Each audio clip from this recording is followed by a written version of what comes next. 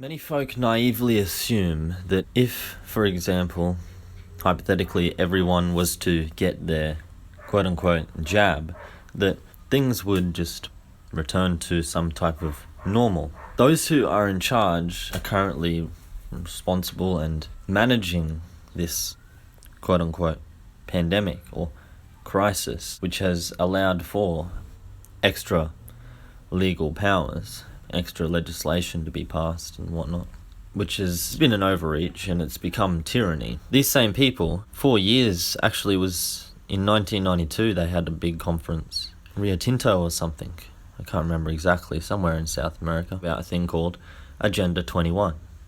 But that's been updated now to Agenda 30, I think, don't quote me on that. So things wouldn't go back to normal. They've already spoke about this for almost 30 years. There's actually official written documents. You can buy and download the documents yourself from these meetings that they went to where they spoke about this. It is a global agenda. It's the same world leaders who are working together at the moment with this quote-unquote pandemic crisis. They're the same world leaders and their purpose, and again, it's in the document. Anyone can read it themselves. Essentially, what they call a new world order, which will be a global system that runs every country. Branch of and came from the same groups that run like the UN and whatnot, who have had this agenda of a world group, a global organization which manages and organizes, mediates all the nations of the planet and their laws and legislations, etc. One of the things that this new world order wants,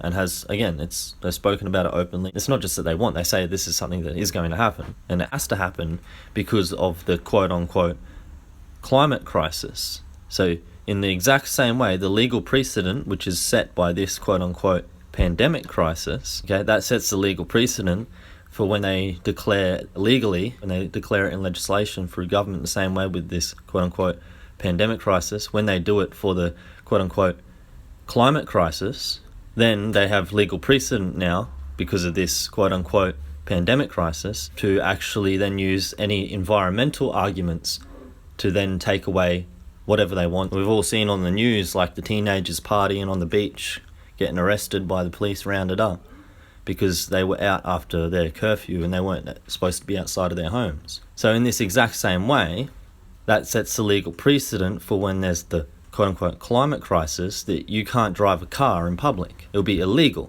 to drive a car in public, and it'll also be illegal to eat meat. And this isn't a if or a maybe. They said this is the definite what's going to happen in their new world order, and they published it in public document. It's actually a guideline the local council uses when they actually make the laws, the bylaws for local regions.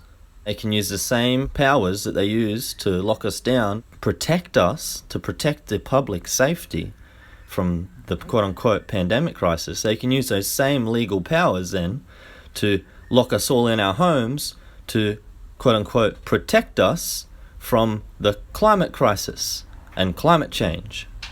And that means as well, not only can they lock us in homes, as they've stated, they will take away all personal vehicles that run on fuel. Perhaps you'll be able to have an electric car, but not your old fuel car, my friend. No, that will be illegal very soon. Again, you'll be fined, just like not meeting the restrictions for the current lockdowns.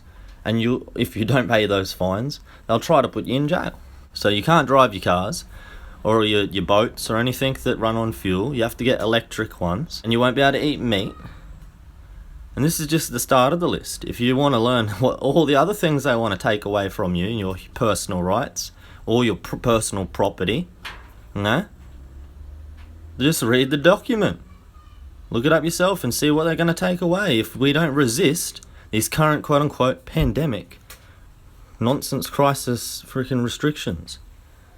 And predominantly the push for mandatory passports, some act of obedience and submission to a tyrannical dictatorship in order to be promised basic freedoms, which then they probably won't even give you anyway. But if you do that, if all the population submits, then that's when they can just be like, all right, climate crisis, stay in your homes, We're taking all your cars, we're taking your mowers, everything. And yeah, again, that's just the start of the list. You want to see what else you're going to lose? And what they'd like to say is they're definitely taking from us as citizens of the whole planet. Again, this is a global thing. All the world leaders are meeting in like these conferences and talking about it. Just look up the documents yourself. They published them, they're public. Again, they're at your local council, and it's literally what the local council is using to write the bylaws. If you think that, oh, we can just all get a jab and just then the government's just going to be all friendly again and let us get back to normal, you're kidding yourself.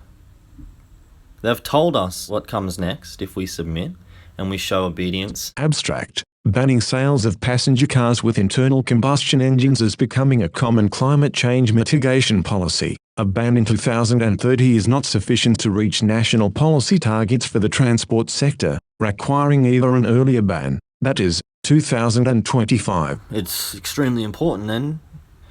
I guess if you care about, I don't know about you, but I like eating meat. I like the idea of having a car and being able to drive around, own personal property.